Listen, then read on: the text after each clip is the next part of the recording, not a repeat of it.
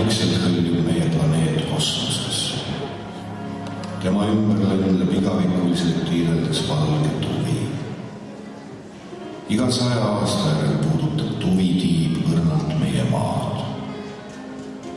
Aeg, mis kulub sulistiival meie planeedini jõudmiseks, on igavikuline. Igavikus möödub aeg. Aja jooksul toimuvad muutused. Peagi puudutab valge tuvitiib taas kord meie maad. On uue sajandi algus. On kõige uue algus.